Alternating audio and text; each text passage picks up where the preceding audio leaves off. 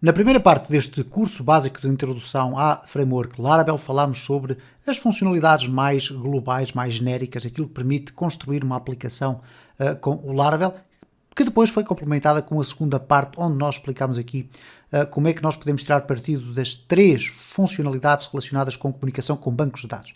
Nesta terceira parte, nós vamos regressar às funcionalidades do Laravel para falar sobre alguns aspectos que ainda não foram abordados. Nomeadamente, nós vamos falar aqui sobre como é que nós podemos tratar formulários com o Laravel.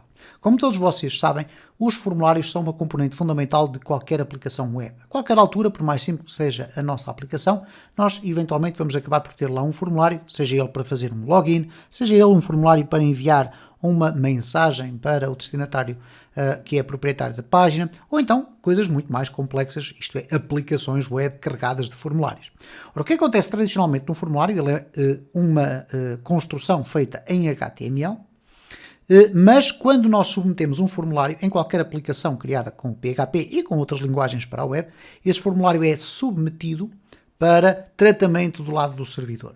E o que acontece aqui no caso do Laravel é que ele, obviamente, vai permitir fazer a apresentação de formulários e depois vai ter vários mecanismos de tratamento dessa informação. O que é o tratamento da informação de um formulário? Aquilo que é importante nós termos em atenção. Primeiro, quando o formulário é submetido, nós devemos ter uma validação da informação que foi submetida. O que é que significa essa validação? Por exemplo, se há um campo que é obrigatório o preenchimento, se ele foi preenchido ou se não foi, se o campo tem mais caracteres do que aquilo que é permitido, entre muitas outras regras de validação. E depois da validação, nós poderemos obviamente fazer aquilo que bem entendermos com essa informação. Poderemos, por exemplo, que é o método mais tradicional, consultar ou guardar numa base de dados e, por exemplo, num sistema de login, em que o utilizador tem que inserir o seu nome do usuário ou do utilizador e uma senha, ou password, e depois o sistema vai acabar por verificar, juntamente com a base de dados, se de facto os dados de login estão corretos. Ora, nós vamos fazer aqui um exercício muito simples. Eu vou-vos explicar como é que nós apresentamos o formulário, como é que nós fazemos o tratamento desse formulário no que diz respeito à validação, como é que nós criamos regras de validação, como é que nós criamos mensagens de erro que já estão previamente definidas, ou então criamos as nossas mensagens de erro para podermos apresentar ao nosso utilizador, como é que nós depois podemos, por exemplo, implementar no nosso formulário um mecanismo que permita manter preenchidos os campos que estavam corretos, por exemplo, ou os campos incorretos, neste caso também. E vamos falar sobre essas circunstâncias todas e é fundamental que vocês percebam a filosofia de funcionamento deste sistema. E não é a única framework, obviamente, que tem mecanismos de validação de formulários, mas uma vez que se trata daquela que está no top, ela tem, de facto, muitas informações sobre a validação, por exemplo. E nós não vamos aqui ver todas as formas de validar um formulário, porque o Laravel permite fazer isso de várias formas. O que é importante percebermos é que vamos falar sobre uma área que diz respeito a uma componente fundamental de qualquer aplicação web, que é os requests. E eu tomei a iniciativa de remover daqui do meu projeto praticamente tudo. A única coisa que eu deixei ficar foi aqui nas rotas. Uma pequena rota para uma view. Esta view ficou aqui dentro dos meus Resources Views com o Home, que só tem aqui o Home e que tem aqui o Layout. Eu quis aproveitar porque temos aqui o Bootstrap 5 e eu posso querer utilizá-lo para dar ali um aspecto visual um bocadinho mais interessante aos nossos formulários. De qualquer das formas, não tem rigorosamente mais nada. Não tem nenhum model. Okay? Se nós formos aqui agora verificar dentro do app, nós não temos aqui nenhum model, não temos nenhum controller, porque o controlador que aqui está é o controlador por defeito, aquele que vem de padrão. Bom, a primeira coisa que nós vamos fazer aqui é então olhar para as nossas rotas. Bom, o que é que nós vamos precisar nas nossas rotas? Vamos criar um formulário e vamos criar um endereço que vai tratar esse formulário. Então, quando o nosso utilizador entrar aqui na nossa primeira rota, naquela rota por defeito, nós vamos apresentar um formulário que vai estar aqui associado a um controlador. Então, nós vamos colocar aqui, vamos primeiro criar o controlador eventualmente e depois já regressamos aqui às rotas. Será a forma mais fácil. Então, vamos fazer aqui um PHP artisan make controller e vamos lhe chamar simplesmente main, ok? Com letra maiúscula, não há qualquer problema. Está criado então o nosso controlador main. O que nós vamos criar aqui são dois métodos. Então eu vou colocar aqui um public function, vamos colocar aqui um formulário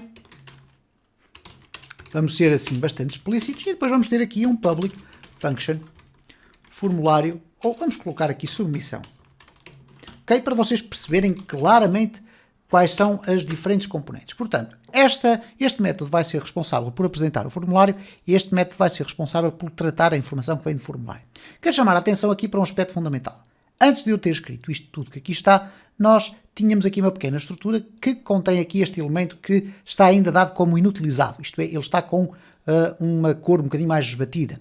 Porquê é que ele aparece aqui? A determinada altura, nós vamos sempre ter que usar aqui esta class request. Ok? E já iremos verificar como é que isso se processa. Bom, se bem se recordam como é que nós apresentamos um formulário, é apresentar uma view. Então vou fazer aqui um return, view, e vamos criar aqui uma view chamada formulário. Ok? Tão simples quanto isto.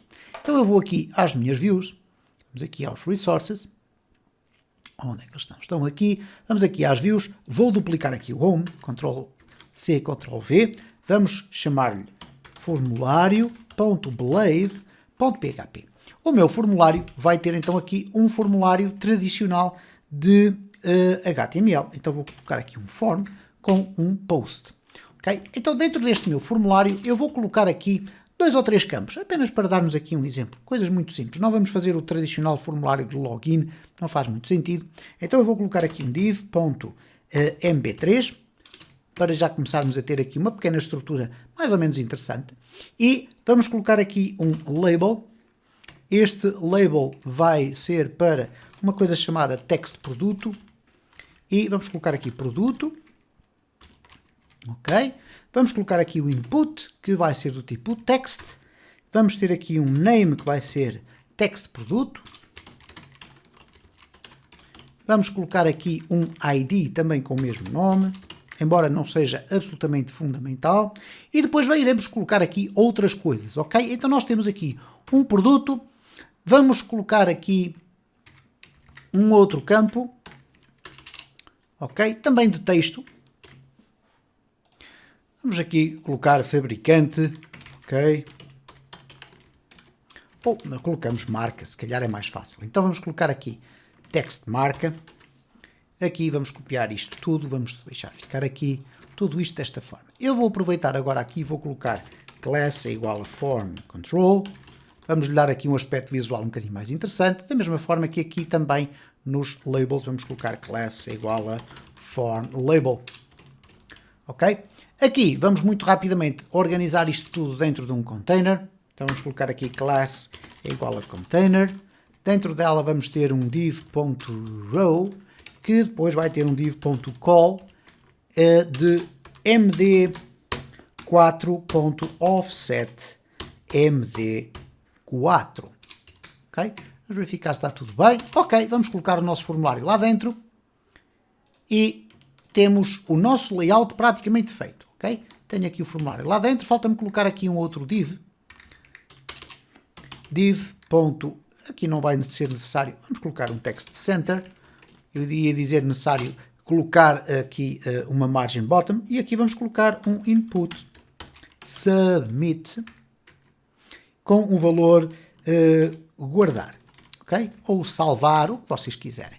E aqui vamos colocar uma classe igual a btn, eu já corrijo ali, btn primary, ok? Bom, como é que nós temos então aqui o nosso formulário a ser apresentado? Eu vou aqui baixar um bocadinho, não vamos precisar agora aqui do nosso terminal. Nós temos aqui o nosso formulário. Reparem que ele ainda não tem aqui um action, nós já iremos tratar disso. E depois tudo o resto é o restante da estrutura do HTML. Então eu vou isolar aqui o formulário para vocês verem exatamente o que é que nós vamos aqui fazer. Okay? Tem aqui text produto, text marca e tem aqui a submissão. Vamos agora regressar aqui ao nosso main e nós temos aqui a apresentação do formulário. É absolutamente pacífico. Temos aqui formulário e temos aqui submissão. Então eu vou definir as minhas rotas. Então aqui na minha rota eu vou ter um get que vai apresentar o formulário. Para apresentar já agora, e vamos aqui explicar isto, para apresentar então o nosso formulário, nós podemos usar o método tradicional, que neste caso é o main formulário, ok? Está feito assim. Eu pessoalmente gosto muito de dar nomes às minhas rotas, name formulário. Mas nós podemos fazer de uma outra forma, ok? Vocês escolhem a forma como bem entenderem. Se fizermos aqui uma route, eu vou escrever a mesma rota, get, reparem, exatamente a mesma rota, e agora aqui, se em vez de quererem utilizar esta metodologia, porque podem eventualmente achar que ela é menos legível, vocês podem utilizar esta que aqui está. Isto é, colocar aqui main, depois classe, e depois aqui uma vírgula, e dizer qual é o método. Neste caso, main formulário, ok? Aqui sem o main, ok? E depois podem dar aqui também o nome. Ora, o que é que vai acontecer aqui? Vamos colocar aqui formulário, ok? Estamos a falar exatamente da mesma coisa, a mesma rota, mas com uma forma diferente de escrever. O que vai acontecer aqui, no entanto, é que o main não existe aqui dentro. Então nós temos que adicionar aqui o use app, ok? Vamos colocar aqui app e procurar por aqui abaixo e vamos ver aqui controllers, controllers main, ok? E assim nós vamos conseguir validar esta informação que aqui está. Portanto, escrever desta forma ou escrever desta é exatamente a mesma coisa. Eu vou aqui até comentar esta que aqui está. Vamos aqui colocar um comentário. Vamos colocar aqui um comentário também. E temos então esta rota. A rota seguinte vai ser a rota da submissão do formulário. Isto é, ela neste caso vai ter que ser do tipo post.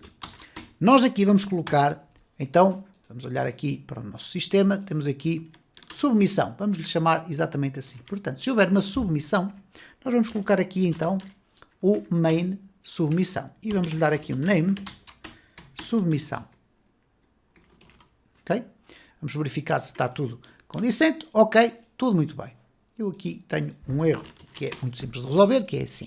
Portanto, eu tenho duas rotas. Qual é a grande diferença que nós vimos aqui e que ainda não tínhamos visto? É aqui o post. Ora, o que é que isto significa? Esta rota que vai encaminhar então para este controlador e para este método, vai ser uma rota que só vai permitir ser acedida se existir a submissão de um formulário, ok? Ora, nesta circunstância nós vamos ter que ter atenção ao que vamos fazer aqui dentro desta submissão. Por agora, eu vou colocar aqui simplesmente um echo aqui, ok? E, portanto, vamos apresentar o nosso formulário. No entanto, antes de apresentarmos o formulário, temos que dizer que ele vai ser submetido para este método que aqui está. Ora, como nós temos a rota, nós vamos colocar aqui route, abrir, e agora reparem, cá está. É a submissão que nós queremos que seja apresentada. Bom, estaria tudo aparentemente pronto para nós podermos ver o nosso formulário. Vamos verificar o que é que vai, no entanto, acontecer. Eu vou aqui refrescar a minha home e aqui vem que está a aparecer um formulário correto, ok? No entanto, há aqui um aspecto que é importante. Eu vou apenas fazer aqui uma brevíssima alteração em termos de layout, que é colocar aqui no container uma margin top de 5, ok? Portanto, se eu agora refrescar, reparem, temos aqui o nosso formulário. O que acontece, no entanto, é que quando eu clicar aqui em guardar e ele for submeter todo o meu formulário para este método que aqui está, vai acontecer aqui um problema. Eu vou clicar aqui em guardar e eles diz 419, o erro page expired. Porquê que isto acontece? Bom, eu vou-vos mostrar como é que vocês resolvem. Nos vossos formulários, dentro do Laravel, vocês vão ter sempre que adicionar aqui este código, CSRF. Ok? Se adicionarem este código, o sistema vai permitir ter alguma segurança naquilo que se designa por Cross-Site Referencing Forgery. Ok? Então, vamos aqui voltar atrás. Vamos refrescar aqui tudo isto e agora vamos clicar aqui e vejam como já estamos a parar ali no método que vai tratar a submissão do nosso formulário. A questão que se coloca agora a seguir é o seguinte, ok, o que é que vai acontecer aqui dentro deste meu formulário? Eu vou colocar aqui os meus famosos, para quem já conhece, os meus famosos separadores, para vocês terem uma leitura mais facilitada do código. Ok? Ora, o que é que vai acontecer aqui dentro? Bom, o que acontece então é que nós vamos ter que colocar em prática a utilização do request. O request vai permitir ir buscar todas as informações relacionadas com, com os nossos inputs. Então, para isso, vocês vão ver com imensa frequência a seguinte expressão. Request e depois request. Obviamente que aqui o tipo vocês vão ter que o definir aqui, ok? Mas aqui vocês podem colocar o nome que quiserem, desde que depois usem consistentemente nas funcionalidades que vamos colocar dentro deste método. Eu vou deixar ficar assim porque é o mais tradicional ver isto apresentado desta forma. Bom, o que é que nós podemos obter daqui? Nós podemos, por exemplo, verificar se o método é um post. Como é que nós fazemos esta verificação? Nós vamos colocar aqui o seguinte. Vamos colocar if, por exemplo, vamos perguntar, não havia grande necessidade disto, if request. E agora reparem, existe um conjunto muito vasto de métodos associados ao request. Um deles é o isMethod. Eu vou colocar aqui post. Se o método for post, eu vou colocar aqui um echo ok. Está tudo certo. Caso contrário, eu vou colocar um not ok. Echo not ok. Ok? Então reparem aqui o que é que vai acontecer. Se eu voltar aqui atrás, refrescar tudo isto, colocar aqui, não preciso preencher rigorosamente nada por enquanto. Se eu clicar aqui em guardar, ele vai me dizer que está ok. Portanto, significa que estamos a chegar aqui com o método post. Bom, se eu não colocar aqui rigorosamente nada, também não haveria grande problema. Mas vocês podem sempre fazer este tipo de verificações. Ok? Agora, vamos aqui verificar outra circunstância. Como é que eu tenho acesso aos inputs que eu aqui tenho? Eu tenho aqui um text produto e um text marca. Bom, vamos verificar o que é que vem no nosso input. Então, neste caso, eu posso colocar aqui o seguinte. Vamos tentar fazer aqui um echo pré e depois aqui um echo, ou melhor, um print R do request. Ora, se nós fizermos isto, vamos ter aqui um resultado bastante complexo. Reparem, eu aqui não vou colocar aqui o produto e aqui embaixo a marca. Simplesmente assim, se eu clicar aqui em guardar, reparem o que é que o sistema me vai apresentar. Uma estrutura extraordinariamente extensa de informações relacionadas com aquela classe request. Okay? Eu vou parar aqui porque reparem que ele ainda está a carregar informações. Então, para eu ter acesso aos inputs que foram colocados pelo nosso visitante, eu vou ter que especificar aqui input. Okay? Então, apresentando isto desta forma, eu vou ter aqui a minha informação reduzida. Vamos aqui tentar voltar atrás, porque o sistema já está aqui muito pesado. Ok? Vamos aqui. Estamos então novamente aqui de regresso. Vamos colocar aqui marca ou produto. Aqui vamos colocar marca. E agora reparem o que é que vai acontecer. Eu vou aqui clicar e aparecem estes três elementos. Este token que aqui está é inserido automaticamente pela estrutura do CSRF. E depois os outros dois inputs que eu aqui tenho vão aparecer aqui com os respectivos valores, ok? Portanto, aqui nós já temos uma forma de ir buscar estes dados. Vocês reparem que se trata de uma estrutura de um array associativo. Eu posso ir buscar o text produto e o text marca e depois usá-lo da forma que eu bem entender. Por exemplo, eu posso ir buscar aqui, vamos aqui reduzir isto assim, produto é igual a request input text produto, ok? Da mesma forma que posso agora fazer isto para a marca. Vamos lá buscar aqui a marca, ok? Aqui vamos colocar a marca e aqui vamos apresentar agora echo. O produto é produto e a marca é marca, ok? Vamos testar aqui o nosso sistema, voltar aqui atrás, vamos colocar aqui produto automóvel, marca Mercedes. Vamos aqui clicar em guardar e cá está. O produto é automóvel e a marca é Mercedes. Tranquilo, muito simples. Bom, vamos agora verificar aqui um outro aspecto, que é o seguinte. No nosso formulário, nós não colocamos aqui nenhuma limitação nos inputs. Por exemplo, eu não coloquei aqui nenhum required, o que quer dizer que eu posso submeter o meu formulário sem qualquer problema. Então os campos poderão aparecer vazios, se eu deixar ficar o meu código assim. Bom, vocês poderão dizer o seguinte, então e se eu colocar aqui required, isto é, obrigar a que o visitante tenha que preencher estes dois campos, o que é que vai acontecer na prática? Bom, vamos aqui verificar. Eu vou aqui refrescar tudo isto e se eu tentar clicar aqui em guardar, o que vai acontecer aqui é uma validação do HTML5. Ora, o que é que acontece com esta validação? Ela é altamente falaciosa. Eu vou-vos mostrar porquê.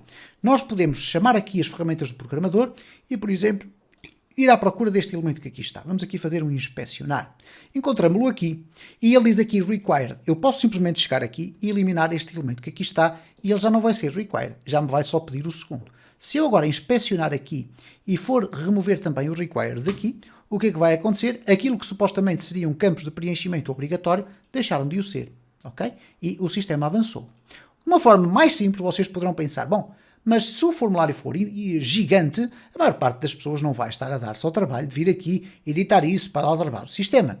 Ora, desenganem-se, porque o próprio HTML tem a possibilidade de nós invalidarmos a validação do HTML5. De que forma? Então, neste caso, nós vamos aqui ao form e vamos acrescentar aqui à frente um atributo.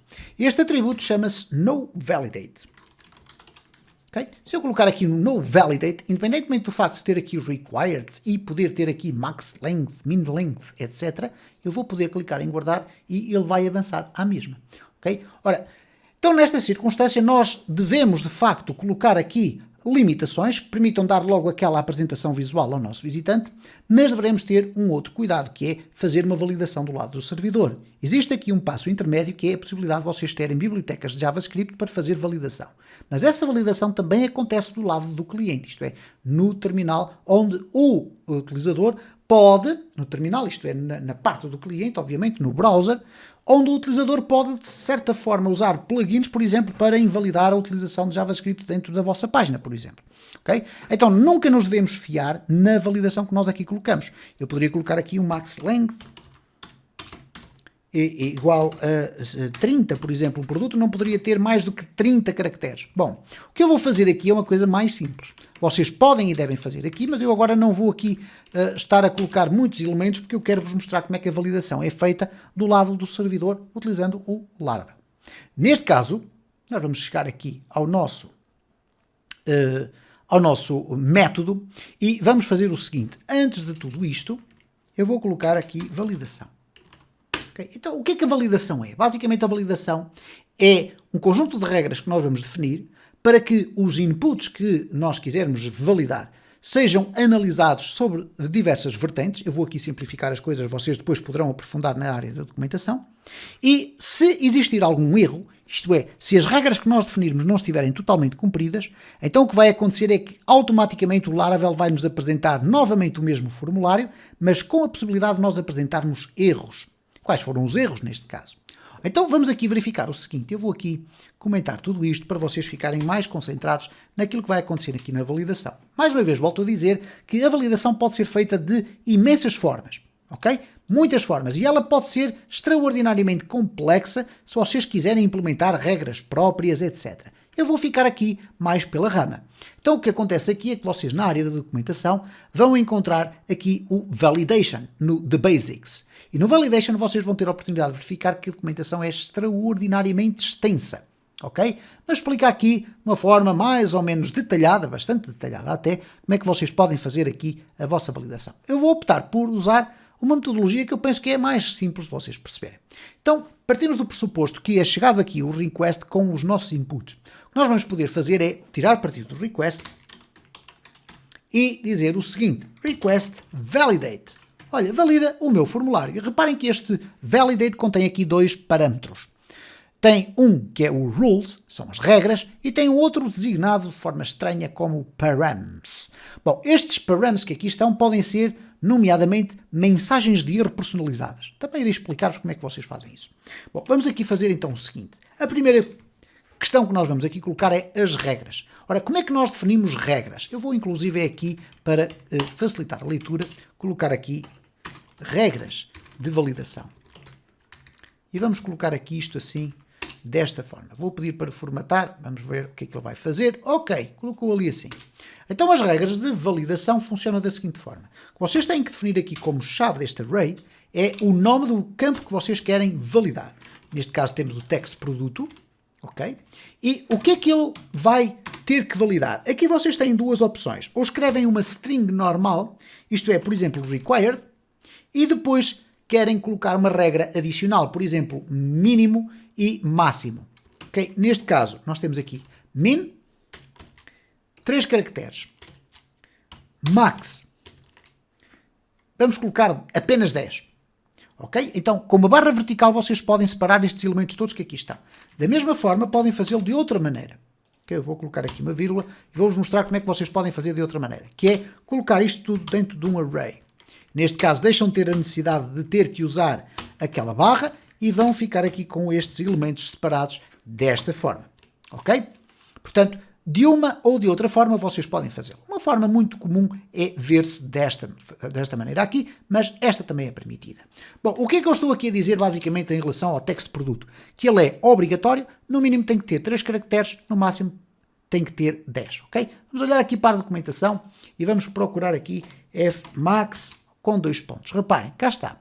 Ele tem aqui required, unique, posts, isto é outra circunstância, e depois tem aqui o max 255. Por exemplo, depois aqui no caso do body ele diz que tem um required. Isto é, nós podemos especificar para cada um dos nossos campos, como é o caso do text marca, dizer simplesmente que o text marca é apenas required. Não definimos mais obrigatoriedade nenhuma, ok? Não tem que ter um mínimo, não tem que ter um máximo. Ou então definimos apenas que tem que ter, no máximo, 50 caracteres, por exemplo, ok? Bom, eu vou aqui simplificar as coisas, vou colocar 10, que é para nós podermos facilmente ultrapassar estes limites, ok? Bom, o que é que vai acontecer aqui se existir um problema na nossa validação? Eu vou colocar-vos aqui um echo, ok, significa que eu consegui ultrapassar as dificuldades de validação do meu sistema. Vamos verificar o que é que o sistema vai fazer. Então agora eu vou aqui refrescar tudo isto, ok? Se eu tentar aqui clicar em guardar, reparem o que é que aconteceu. Não apareceu erro nenhum, já iremos tratar disso, mas o formulário não avançou para este texto que diz aqui o ok. Porquê? Porque nós temos as regras de validação a funcionar. Se eu agora comentar tudo isto, o que vai acontecer, obviamente, se eu clicar aqui em guardar, é que ele vai avançar. Mas as regras de validação já estão a funcionar. No entanto, não nos estão a dar qualquer feedback. Então nós precisamos de um feedback para isto. Onde é que o feedback está guardado? Ele está guardado dentro do próprio formulário, vamos dizer assim. Ele vai automaticamente para o interior do nosso formulário. Como é que isto acontece? É o Laravel a trabalhar por trás. Bom, o que vamos fazer aqui é o seguinte, eu quero verificar erros. Ora, os erros deverão obviamente ser apresentados ao nosso utilizador, à pessoa que está a preencher o formulário. Então vamos colocar aqui o bloco dos erros, ok? Eu vou colocar aqui erros. Bom, este é um comentário já agora de Blade, ok? Contrariamente àquele que acontece aqui de HTML, que é feito desta forma, ok? Qualquer um deles é válido, mas aquele do Blade fica com aquele aspecto. Então aqui nos erros nós vamos perguntar o seguinte, existem alguns erros, e para isso eu vou fazer um if com Blade. If errors any, isto é, existem alguns erros, aqui vamos colocar obviamente o and if. E se existirem alguns erros, nós podemos executar o código que quisermos aqui dentro, ok? Ora, para nós apresentarmos os erros aqui, eu vou colocar aqui um div e vamos colocar aqui uma classe igual a alert, danger e com um padding 2. Bom, apenas para lhe dar um aspecto visual diferente. Vamos colocar aqui ainda por cima uma margin bottom de 3. Então significa que se eu colocar aqui algum erro, eu vou colocar aqui agora um parágrafo, vou colocar existem erros, ok? Vamos verificar o que é que vai acontecer aqui. Se eu refrescar agora aqui o meu sistema, reparem, ele não apresenta rigorosamente nada. Mas se eu tentar fazer aqui o guardar, reparem, ele diz-me, existem erros. Não diz exatamente quais. Então vamos tratar disso. Vamos aqui regressar ao nosso sistema e vamos percorrer a coleção dos nossos erros. Ora, a coleção dos erros é feita da seguinte forma. Eu vou colocar aqui um for each, ok? E neste for each eu vou definir aqui dentro errors any, ou errors all neste caso, errors all. Quero ir buscar todos os erros. E por cada volta que o ciclo faz, vamos ter um error, ok? Um erro. Podem lhe dizer o que quiserem, uma mensagem, qualquer coisa. E agora reparem o que é que eu vou fazer aqui. Eu vou colocar aqui o meu parágrafo, vou usar o double mustache e vou colocar aqui mensagem. Vamos lhe chamar mensagem de erro, que é para não criar aqui grandes dificuldades de leitura, ok? Vamos aqui colocar mensagem de erro. Então reparem o que é que vai acontecer agora a seguir. Eu vou refrescar, temos aqui isto tudo, eu clico aqui em guardar e reparem, the text produto field is required e the text marca field is required. Ora, como é que vocês sabem que estas mensagens são apresentadas desta forma? O que é que acontece para estas mensagens serem apresentadas desta forma? O Laravel já tem um conjunto de textos para apresentar estes erros. Agora vocês podem, obviamente, dizer eu não quero que estes erros apareçam em inglês e apareçam numa língua diferente, ou que apareçam até com uma designação diferente. Bom, neste caso, e reparem já agora o seguinte, eu vou colocar aqui qualquer coisa, e quando eu clico em guardar, eu já tenho o produto preenchido, já só vamos ter um erro na marca. Ok? E reparem que o formulário ficou completamente vazio, mas nós iremos tratar disso muito em breve. Então reparem aqui no seguinte, para além das validações que eu aqui coloquei, eu posso acrescentar aqui um outro espaço tal params, que eu vou dizer que vão ser as mensagens de erro. Ok? Ora, trata-se também de um array, e neste caso o array o que é que vai conter? Aqui vamos colocar text produto, mas vamos colocar um ponto e vamos dizer que relativamente ao required, nós queremos que a mensagem de erro seja a seguinte. Existe um erro no produto, ok? Por exemplo, vamos deixar ficar assim. Não temos que definir mensagens específicas para cada um deles. Agora, eu defini ali uma mensagem que é genérica, ok? Então, reparem o seguinte. Se eu agora refrescar tudo isto e tentar clicar aqui, reparem que a mensagem originalmente em inglês passou a ser substituída pela mensagem que eu produzi. Porque ela passa a fazer aquilo que se designa por um override. Bom, neste caso, eu agora tenho a possibilidade de poder dizer assim, ok, o erro é no produto, mas eu não quero especificar aqui no texto que é produto. Eu posso usar uma coisa chamada o attribute. É de preenchimento obrigatório. Ok? Porquê? É isto que eu quero. Ele é required. Portanto, o atributo é de preenchimento obrigatório. Ora, onde é que ele vai buscar o atributo? Aquele nome text produto. Ok? Então, reparem aqui o que é que vai acontecer. Se eu agora refrescar e clicar aqui em guardar, reparem, ele, o text produto é de preenchimento obrigatório. Ora, é evidente que vocês aqui terão que ter algum cuidado, eventualmente chamar aqui, em vez de ser text produto, chamarem apenas produto, ok? E, portanto, isso vai funcionar. Obviamente, vocês podem pegar aqui nisto e colocar na posição que quiserem, por exemplo, o, ok? Depois, attribute, e reparem o que é que vai acontecer quando eu aqui clicar. O text produto é de preenchimento obrigatório. Vocês podem brincar com isto tudo. Bom, mas agora vamos muito rapidamente ver o que é que acontece se eu escrever menos caracteres do que é expectável ou escrever mais do que é expectável. Então eu tenho que traçar aqui outros textos, ok? Caso contrário, o sistema vai automaticamente apresentar-me um erro. Agora reparem o seguinte, se eu não colocar nada, e se agora preencher aqui o produto, por exemplo, só com 2 caracteres, ele já está preenchido, portanto o required não é já apresentado, mas vai-me apresentar um erro a dizer the text produto must be at least 3 characters. Ok, se eu colocar mais do que 10, ele vai obviamente dizer-me, bem, o text produto não pode ser maior do que 10 caracteres. Bom, como é que vamos fazer isto? Bom, o espírito é o mesmo. Reparem, eu agora vou colocar aqui text produto ponto min e agora vou dizer aqui o seguinte, o attribute tem que ter mais do que, e agora, o que é que eu vou colocar? Simplesmente min, letras, ok? E agora vou dizer ainda o seguinte, que o max, o atributo, não pode ter mais do que max letras. Ok? Vamos ver se o texto faz sentido. Ok? Vamos aqui colocar isto corretamente. Então temos aqui o atributo é de preenchimento obrigatório. O atributo tem que ter mais do que x letras. O atributo não pode ter mais do que x letras. Ok? Então vamos aqui verificar e testar o nosso sistema. Neste caso eu vou aqui refrescar. Vamos aqui colocar nada. Ok? Temos aqui o text produto é de preenchimento obrigatório. Vamos colocar aqui menos letras do que é normal. Ele vai nos dizer o text produto tem que ter mais do que 3 letras. Vamos colocar aqui mais letras do que é normal. Vamos ter aqui o erro que nós colocamos. E se eu colocar aqui simplesmente este texto, já vamos ter aqui o produto validado, mas a marca não está validada. Vocês poderão estar neste momento a equacionar o seguinte, ok, mas como é que eu sei estas coisas todas? Obviamente que elas estão disponíveis na documentação, eu já referi que a documentação é extraordinariamente extensa, e é. Ela mostra-vos várias formas de vocês poderem definir as regras de validação, várias formas de vocês poderem construir as vossas próprias regras de validação, mas eu estou em crer que, na esmagadora maioria dos casos, as regras de validação que já estão disponíveis dentro do Laravel são suficientes. E a questão que se coloca a seguir é a seguinte: então, mas como é que eu sei quais são as regras de validação que estão disponíveis? Ok, é que neste índice que está aqui no topo não é muito fácil de descobrir, mas elas estão aqui. Elas estão aqui no Available Validation Rules. E quando vocês clicam aqui, ele vai automaticamente saltar para esta zona. Aqui o que é que vocês vão ter? Vários links para explicar cada uma destas regras de validação.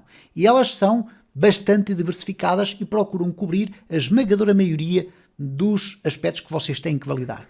Tem, por exemplo, o aceite, enfim, eu não vou estar aqui a explorar muito se é um valor booleano, se é menor que, o máximo, o mínimo, se é distinto, se é um e-mail, enfim, vocês têm aqui muitas informações. Por exemplo, vamos pegar aqui nesta do e-mail, nós vamos clicar aqui em e-mail e ele vai saltar ainda mais para baixo aqui nas nossas validações. Portanto, a documentação contempla estas informações todas. Portanto, o que é que o email nos diz aqui, basicamente? Ele diz aqui que, eu vou aqui traduzir isto para português, não sei se vai demorar muito tempo, o campo em validação deve ser formatado com um endereço de e-mail, ou melhor, deve ser preenchido com um endereço de e-mail. Esta regra de validação utiliza aqui um email validator que se chama Egolias, ok?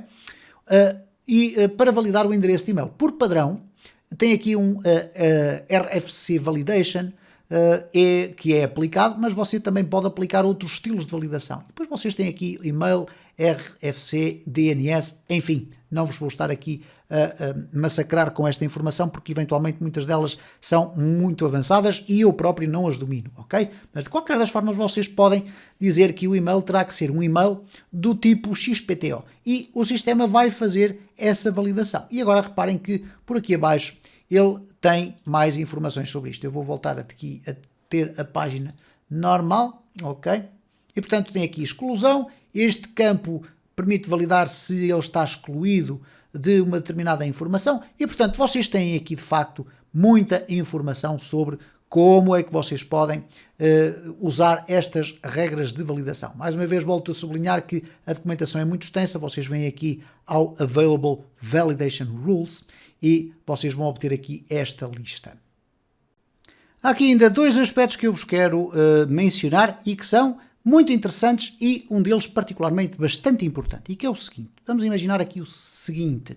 Quando nós regressamos aqui ao nosso documento, nós temos aqui um produto e temos uma marca. Eu peço desculpa porque às vezes há alguns glitches de gráficos, mas é a minha máquina virtual a funcionar.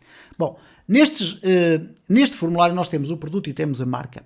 Mas vamos imaginar que por alguma razão nós teríamos aqui um formulário mais ou menos dinâmico. Se nós tivéssemos clicado aqui numa opção, iria aparecer aqui mais um input e nós queremos validar a existência do input que neste momento não existe.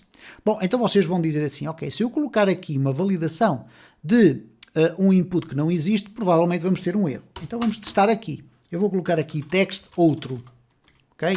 E vou dizer que ele é required. Vamos verificar o que é que o sistema nos vai dizer, ok? Então vamos aqui refrescar tudo isto.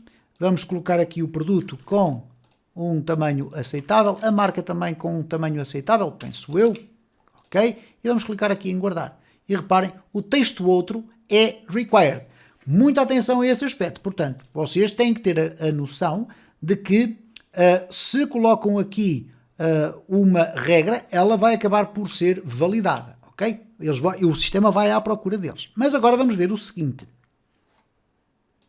Imaginem que eu, depois das validações, quero guardar os dados em variáveis. Eu tenho aqui o produto, que vai ser igual a um request input, e aqui vamos colocar text produto.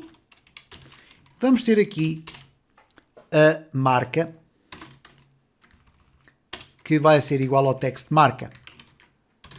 Se eu agora quiser apresentar este texto, nós já tínhamos aqui isto tudo, eu sou muito inteligente, não há dúvida, mas vamos aqui fazer isto assim. Portanto, nós temos aqui o produto e a marca. Mas e agora íamos buscar aqui o tal outro que não existe. É igual a um request de um tal de text outro. Vocês poderão pensar, bom, mas então aqui vamos ter um problema. O sistema vai nos gerar um erro. Bom, vamos verificar se é isso que acontece de facto. Reparem que aqui já removemos aquela validação. Vamos aqui refrescar isto. Vamos colocar aqui alguns caracteres. Aqui alguns caracteres. Vamos clicar aqui em guardar e reparem que não houve qualquer problema. Não houve qualquer problema por uma circunstância muito interessante. É que o outro, que pede para ser um request do input text outro, vai devolver um valor vazio no caso de ele não existir. Ou então poderemos acrescentar um segundo parâmetro, ele vai devolver um valor por default, ok? Aquilo que se chama o valor por padrão. Então, vamos colocar aqui outro, assim, só para percebermos que vem ali o valor. Isto é, se existir de facto um input que se chama text outro, ele vai devolver o valor que lá estiver escrito, mesmo que seja um texto vazio, ok?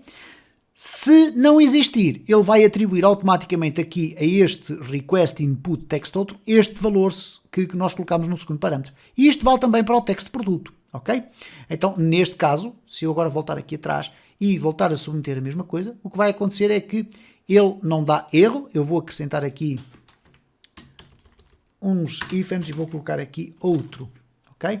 Então, reparem, eu vou aqui voltar atrás clicar aqui e cá está, aparece então aqui o texto do outro. Mas a questão mais interessante agora, e é essa que eu queria vos mostrar com maior interesse, é o seguinte. Reparem que se eu colocar aqui um texto extraordinariamente extenso, outro texto extraordinariamente extenso, e clicar aqui e existir pelo menos um erro, o que vai acontecer é que o meu formulário é completamente limpo. E isto é um problema, porque vocês querem eventualmente que os dados permaneçam aqui a ser apresentados. Então, para isso, como é que vocês resolvem? Bom, o sistema do Laravel já tem uma solução para isto tudo. Vocês vão colocar aqui no input uma coisa chamada value, que é o valor que deveria aparecer automaticamente, que eu posso colocar aqui teste 1. E agora aqui o value igual a teste 2, ok? Neste caso seria o produto e a marca. Vocês vão verificar aqui que quando eu fizer aqui um refrescar, eles já aqui estão, ok? Porque eu explicitei-os ali. Então vamos verificar o seguinte, eu não quero que eles apareçam, como é óbvio. Isto não é um placeholder, o placeholder é outra coisa, porque é aqui, se eu quiser colocar aqui o produto, ok? E colocar aqui um placeholder igual a marca.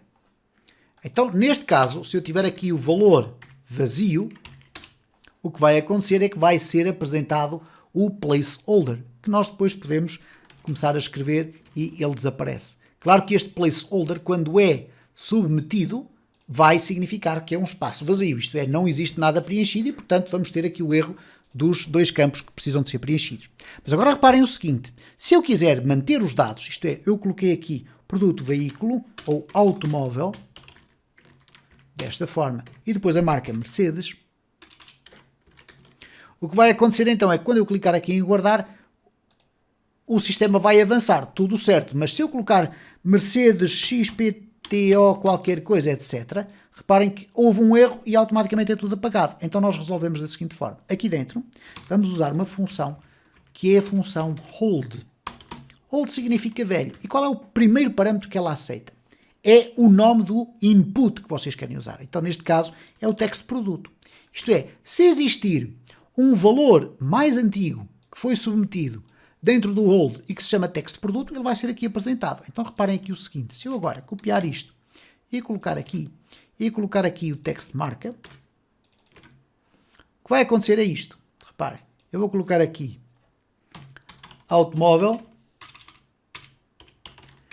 e a marca vou colocar uma coisa extraordinariamente extensa para gerar pelo menos um erro na marca. Quando eu clicar aqui em guardar, os dados mantêm-se. Okay? Então fica assim salvaguardada aquela questão em que o visitante preencheu um formulário completo, foi a submeter, tinha um erro em apenas um e automaticamente o formulário ficou vazio. Assim fica resolvido e vocês podem avançar. Este hold tem ainda a possibilidade de vocês adicionarem um segundo argumento, que é o argumento por default. Então vamos ter aqui o produto 1 e aqui embaixo o produto 2. Ou melhor, a marca, peço desculpa. A marca 1, ok? Tudo tranquilo. O que é que vai acontecer nesta circunstância? É a mesma coisa que nós tivéssemos escrito aqui diretamente apenas marca 1 e aqui em cima produto 1. Então reparem o seguinte, quando eu agora refrescar, já lá vai aparecer o produto 1 e a marca 1. Vocês vão poder pensar o seguinte, mas para que é que eu necessito disto? Eu não vou precisar disto, eu quero é que ele seja preenchido. Agora imaginem uma circunstância que é um formulário de edição de dados. Um formulário, quando é usado para editar dados, o que é que ele vai apresentar aqui? Os dados que já estão guardados, por exemplo, num banco de dados. Então nós podemos colocar isto desta forma, isto é, vamos imaginar que era um produto e uma marca que já vinham num banco de dados. Eu vou editar esse produto. Então o que é que eu vou colocar aqui? O valor desse produto e o valor dessa marca, ok? Dos dados que eu estou a editar. Quando eu fizer a submissão do formulário com alterações que eu fiz entretanto e se existir algum erro, o que vai ser apresentado já não é isto, mas sim o valor que vem do texto produto e da texto marca. Okay? Nós iremos depois fazer aqui mais à frente um pequeno exercício muito simples aproveitando aqui este formulário e guardando isto num banco de dados para vocês verificarem como funciona. Vamos ver agora como o Laravel trata o upload de fecheiros. Para termos upload de fecheiros numa aplicação, nós necessitamos ter um formulário e nesse formulário vamos ter que ter um atributo chamado enctype multipart form data. E já iremos fazer isso. O que eu quero chamar aqui a atenção é o seguinte. Tradicionalmente, ou por base ou por padrão, o Laravel não guarda informação na pasta pública. Isto é, se nós quisermos criar aqui uma outra pasta, e vamos já fazê-lo aqui, vamos colocar aqui ficheiros. Okay? Vamos imaginar que era para ali que nós queríamos carregar estes ficheiros. Podem ser documentos, podem ser imagens, aquilo que nós quisermos, são ficheiros. Se nós quisermos carregar para ali, é de facto possível, podemos configurar isso e eu irei mostrar como fazê-lo. Mas out of the box, isto é, por padrão, o que tradicionalmente acontece no Laravel é ele vai guardar num outro local. Bom, como é que nós temos acesso aqui à documentação sobre file upload? Então vamos colocar aqui file upload. E aqui nesta opção de file upload, vocês vão verificar que a documentação vem parar aqui em baixo. Tem aqui file upload, explica basicamente como é que se constrói um controller, como é que isso se faz.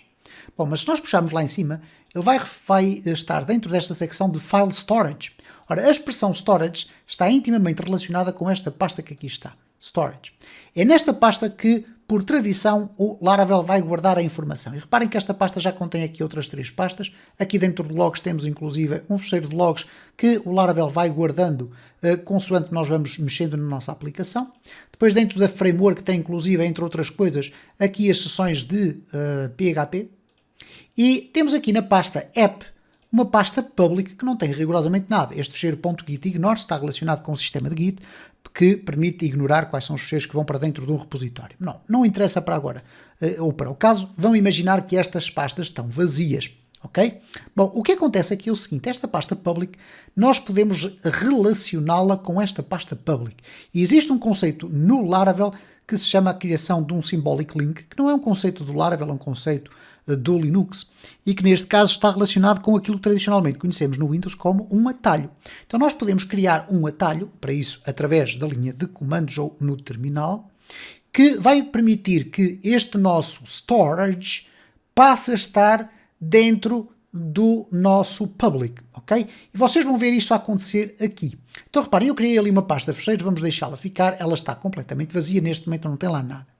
Mas aqui no nosso storage nós temos aqui esta app, public, etc. Então reparem o seguinte, eu vou chamar aqui o meu terminal e isto é importante que vocês façam no vosso projeto no sentido de, se quiserem guardar os vossos fecheiros de upload no storage, vocês têm que fazer isto, ok? Convém fazer isto para depois poderem ter acesso a eles. Então eu vou colocar aqui PHP Artisan, storage, link. E o que vai acontecer então, ele vai criar o chamado symbolic link, ok? Reparem como a pasta storage aparece lá no topo, não aparece com rigorosamente nada lá dentro, mas aparece ali com aquele sinal que significa que é um symbolic link. Então tudo aquilo que eu criar dentro da minha pasta storage, na parte do public, vai aparecer dentro do storage aqui. Reparem que eu posso fazer aqui desta forma. Se eu quiser criar aqui um fecheiro e chamar teste1, ok, simplesmente assim. Reparem o que é que vai acontecer. Neste momento no storage não aparece rigorosamente nada, mas se eu refrescar aqui, reparem como o teste1 vai aparecer ali. Então existe o teste1 aqui e ali, mas são exatamente o mesmo fecheiro, porque esta pasta é um anexo, ou melhor, um atalho, peço desculpa. Se eu alterar aqui o nome para teste2, reparem o que é que vai acontecer cá em baixo no storage. Eu alterei e aqui também alterou. Portanto, estas duas pastas estão agora relacionadas. Então significa que este storage passou a fazer parte da pasta public, ok? Então se eu colocar aqui no teste 2 qualquer coisa, o que vai acontecer, vamos verificar, é o seguinte, aqui no meu documento, no public, eu vou tentar entrar aqui no storage, e agora teste 2, ok? Cá está o qualquer coisa, portanto eu tenho acesso direto àquilo que está gravado no storage, mas que está por symbolic link relacionado aqui com a pasta public. Bom, feito isto, o que é que nós vamos fazer agora? Bom, vamos fazer aqui o seguinte. Eu vou aqui eliminar este fecheiro da pasta do storage, para não criar problemas. Reparem que ele aqui também foi eliminado. Eu eliminei de um lado, ele foi eliminado do outro. E já agora quero aproveitar também uma eventual questão que possa surgir, que é a seguinte. Então, e se eu quiser agora remover este link que aqui está? Bom, é muito fácil. Simplesmente Shift Delete, vão eliminar esta pasta e não se assustem, porque a pasta não vai ser eliminada aqui no storage, ok? Se vocês agora fizerem o refresh, o storage está lá. O que foi eliminado foi, então, o symbolic link. Vamos criá-lo novamente, ok? Vou aqui colocar o symbolic link novamente para termos aqui o storage cá dentro. Então temos duas situações diferentes. Um storage com symbolic link e temos uma pasta de fecheiros que fui eu que criei. Então nós vamos aprender a carregar fecheiros, quer para um, quer para o outro, ok? Muito bem. Então vamos aqui fazer o seguinte, vamos chamar aqui a nossa web para as nossas rotas e nas nossas rotas vamos colocar aqui upload de fecheiros. Okay? Então eu vou colocar aqui duas routes. Uma é o get de upload que vai permitir apresentar então um formulário. Isto vai executar então o main upload. Okay? Este é o formulário, vou chamar aqui name upload e depois vamos ter também um método para a submissão do formulário. Aqui vamos colocar upload submissão. Para não estarmos a perder muito tempo, eu vou criar um método e um nome exatamente iguais. Aqui no get é que vamos ter que alterar para post. Então temos aqui duas rotas. Vamos colocar aqui o upload, eu vou chamar aqui o meu main. E no meu main eu vou fechar aqui isto que aqui está, vou fechar também aqui isto e vamos abrir aqui um espaço para o upload de fecheiros. Então vou colocar aqui um public function que vai ter o método upload. Okay? O que é que ele vai apresentar? Formulário de upload, simplesmente isso. Vou aqui copiar o meu comentário e vou colocar aqui embaixo. E agora vamos ter aqui um outro método para a submissão. Ora, este método, public function, vamos aqui buscar, para não haver erros de introdução de código ou de texto, este aqui vai usar o mesmo request. Request, e vamos ter aqui a implementação, portanto faz a validação, porque também vamos falar sobre isso, do fecheiro e upload. Ok? Muito bem, vamos fazer aqui o formulário de upload. Vamos fazer uma coisa muito simples. Return, view, upload, simplesmente assim. Ora, para criarmos este formulário de upload, nós vamos aqui à pasta dos resources, nas views, e temos aqui o formulário de Blade que usámos anteriormente. Eu vou fazer um Ctrl+C, Ctrl+V e vou chamar a isto de upload.blade.php. No meu upload vou deixar ficar os erros e vou remover todo este meu formulário. Okay? Agora vamos criar um formulário aqui só para ter um file upload. Então vamos colocar aqui form, vai ser do tipo post. No action nós vamos colocar aqui uma rota, que é a route, e esta rota vai ser qual? Bom, já devem ter adivinhado, vai ser esta rota do upload da submissão. Vamos aqui fechar esta, ok. Upload da submissão. Aqui, no entanto, vamos ter que ter ainda um outro atributo, que é o enctype, e aqui vamos colocar multipart form data.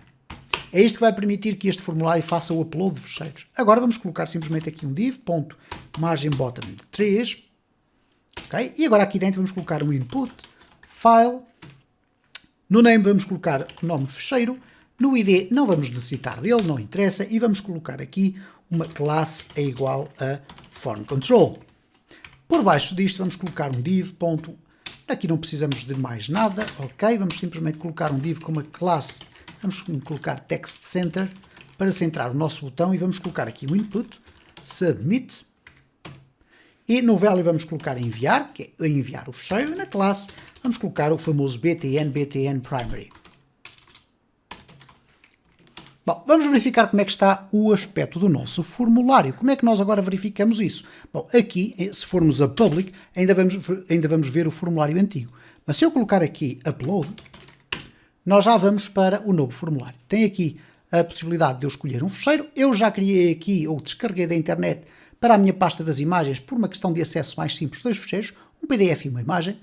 E nós podemos selecionar qualquer um deles para fazer aqui o enviar. Quando eu clicar aqui em enviar, não vai ser enviado nada, ele diz aqui Page Expired. Porquê é que ele diz Page Expired? Porque eu necessito ter aqui dentro do meu form o tal CSRF. Okay? Sempre, colocam sempre isto, porque senão vão ter sempre aquele erro. Bom, dito isto, o que vai acontecer então é que eu vou chegar aqui à validação do meu fecheiro. Eu vou colocar simplesmente um echo aqui para nós percebermos que estamos a chegar ao local certo. Então repare, vou aqui puxar atrás, vamos clicar aqui em enviar, ele diz-me Page Expired, vamos ter que refrescar aqui para que ele passe a assumir a existência do CSRF e agora eu vou escolher aqui o meu fecheiro. Eu posso inclusive até nem escolher nada porque eu não pus nenhuma validação ainda. Vou clicar aqui em enviar e reparem como eu estou aqui. Vamos então começar por falar muito rapidamente sobre validação, ok? Então a validação de um fecheiro também é muito importante e à semelhança do que acontece com os formulários onde temos inputs de texto, nós vamos ter aqui a validação com algumas características específicas de fecheiros. E dentro dos fecheiros temos até algumas regras de validação específicas, por exemplo, para imagens. Nós conseguimos, através da validação, verificar se uma imagem tem, por exemplo, determinadas dimensões em largura e em altura. Nós percebemos nos fecheiros se uma imagem ou um fecheiro qualquer tem um determinado máximo de kbytes ou um mínimo de kbytes, ou de kbytes, como vocês lhe queiram chamar, ou megabytes. Nós podemos perguntar se é uma imagem ou não, ou temos que obrigar a que seja uma imagem. Portanto, tudo isto pode funcionar com a validação. Eu não vou estar aqui a perder imenso tempo sobre a validação, até porque já falámos sobre ela. Eu penso que vocês já estão em condições de conseguir chegar lá. Eu vou dar aqui um exemplo, sim. Então, se nós formos aqui à parte do validation, deixa eu ver se eu agora dou com isto. Ok, the basics. Aqui, validation. No validation vocês vão encontrar aqui em baixo a parte dos, como é que ela está? Onde é que ela está? Available Validation Rules. Ora, ao olhar para esta lista, obviamente vocês não vão conseguir perceber quais são as regras de validação que vocês querem utilizar, mas eu vou-vos dizer algumas. O required, por exemplo, pode ser incorporado. Então, neste caso, se eu chegar aqui à minha validação e colocar aqui uma estrutura para validar o meu fecheiro, eu vou colocar o seguinte. Validate, eu vou colocar aqui validação, validate é igual, ou vamos lhe chamar validação. Validação, para vocês perceberem melhor, é igual a quê? A um request, a este request que aqui está, e agora validate. E quando eu coloco aqui o validate, eu posso colocar aqui as regras e as mensagens. Neste caso, vou só preocupar-me com as regras, ok? Vocês já viram em exemplos anteriores que é possível depois colocar a parte das mensagens. Ora, o que é que nós queremos validar? O campo chamado fecheiro, que é este campo que está aqui, ok? Este que aqui está. Ora, ao querer aqui validar o fecheiro, o que eu vou aqui colocar é o seguinte, ok? O que é que eu quero validar? Se eu colocar aqui required, ele vai validar se é requerido ou não, isto é, se ele existe ou não. Eu vou colocar aqui no final do processo um echo, ok. Só simplesmente para perceber se chegamos ali ou não. Reparem que eu deixei ficar aqui este, e propositadamente, este conjunto de código já do outro formulário, que nos permite verificar se existem mensagens de erro ou não. Então o que nós vamos aqui fazer é o seguinte, eu vou aqui voltar atrás, vou aqui refrescar, e reparem, eu não coloquei aqui nenhuma validação de HTML5, então eu posso enviar sem colocar fecheiro nenhum. Eu vou clicar aqui em enviar, e reparem, o fecheiro field is required, obviamente. O campo fecheiro é requerido, ele é obrigatório.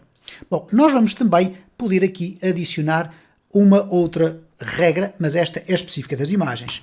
Image. É ou não é uma imagem? Ok? Bom, vamos verificar aqui o seguinte. Eu vou aqui refrescar e agora vou clicar aqui. Obviamente que ele diz-me que o fecheiro é required, mas eu vou selecionar propositadamente o PDF. O PDF não é uma imagem. Vou clicar aqui em enviar e ele diz que o fecheiro must be an image. Ok? Então o fecheiro tem que ser uma imagem. Muito bem. Que tipo de imagem? Bom, eu posso colocar aqui memes. Ok? Então eu vou colocar memes e aqui vou colocar as extensões. Ora, no caso de imagens com extensão JPG ou JPEG, é JPEG. Ok? Ora, vocês vão, obviamente, ter a oportunidade de consultar aqui os memes, ok? Isto está organizado por ordem alfabética. Vocês têm aqui meme types, vamos colocar aqui, e reparem aqui, tem aqui meme types no caso de vídeo, mas podem colocar aqui no caso da regra meme, vocês podem colocar memes, JPG, BMP, PNG, separados por vírgulas, ok? Ora, eu vou colocar aqui JPG, vamos colocar aqui vírgula JPEG também, ou JPG sim, ok, vamos só aceitar estas duas. Bom, vamos verificar o que é que o sistema nos diz. Então, neste caso, se eu refrescar aqui isto tudo e escolher esta imagem é um JPEG, ok? Então eu vou abrir aqui e reparem o que é que vai acontecer, ok, ele passou pelas duas regras de validação. Vamos, no entanto, arranjar aqui uma imagem que não é um JPEG. Eu parei apenas momentaneamente o vídeo para não estar a fazer pesquisas aqui no Google, porque eventualmente eles acabam por cortar a monetização do meu vídeo e simplesmente por eu estar a fazer pesquisa de imagens no Google. É isso que acontece assim. Mas reparem, eu quando clico aqui em escolher fecheiro, eu já descarreguei aqui uma imagem chamada vetores.png. Se eu selecionar esta imagem aqui e se eu clicar em enviar, reparem o que é que ele me vai dizer. Ela tem que ser JPEG ou JPG, ok? Portanto, não pode ser PNG, ok? Bom, obviamente que se eu colocar aqui vírgula PNG, já vamos poder carregar aquela imagem, como é óbvio. Portanto, eu vou aqui refrescar isto, vou selecionar aqui vetores, ok, enviar e está tudo ok. O que é que vocês podem acrescentar mais aqui? Vocês podem acrescentar ainda as dimensões. Antes de falarmos nas dimensões, vamos falar aqui sobre o max. O max, neste caso, significa qual é o máximo de kbytes. E se eu colocar aqui, por exemplo, 100, eu só posso carregar fecheiros que tenham no máximo até 100. Bom, vamos verificar aqui o seguinte. Eu vou aqui abrir um outro explorador, vamos às imagens e vamos verificar quanto é que esta tem. 125. Esta aqui tem 41. Ok? E, portanto, entre as duas, esta não vai poder ser carregada, mas esta vai.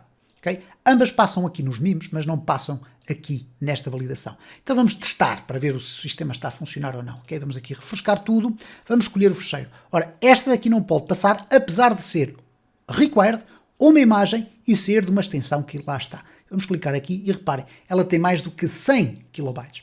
Ora, aqui os kilobytes que aparecem, obviamente que é um texto automático, mas que incorpora isto que aqui está. Se eu puser 110, ok? Vai acontecer aqui é o seguinte, eu vou clicar aqui, vou escolher aqui a imagem do JPEG e ele vai me dizer que não pode ter mais do que 110. Também podemos ter o mínimo, ok? Ele teria que ter no mínimo qualquer coisa e, portanto, basta escrever aqui min e colocar aqui o número. Isto é kilobytes. Vocês só permitem até 10 kilobytes? 10 kilobytes, ok? Então vamos deixar ficar aqui o 100 e vamos passar aqui às dimensions. Dimensions. No caso das dimensions, vocês têm que colocar o seguinte. Vocês podem colocar apenas alguns valores, mas existem no máximo 4. Temos o min. Eu vou copiar e colar para aqui, porque é mais fácil. Eu até tenho este texto aqui à parte e torna-se mais rápido, ok? Reparem o que é que nós temos aqui. Temos o min width, isto é, o mínimo de largura, o mínimo de altura, o máximo de largura e o máximo de altura.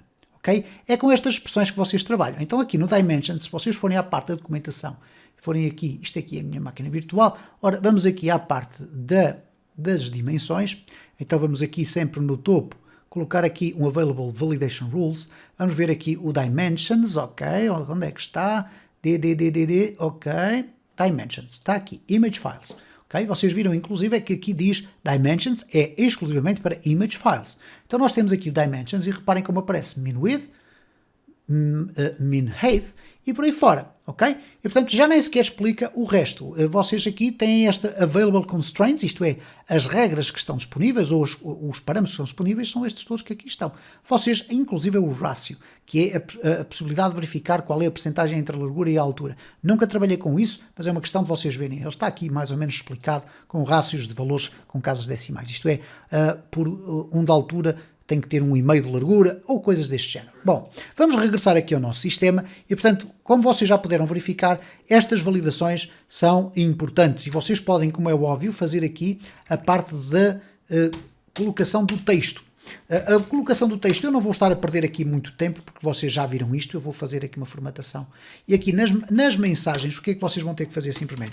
Colocar fecheiro e depois ponto required.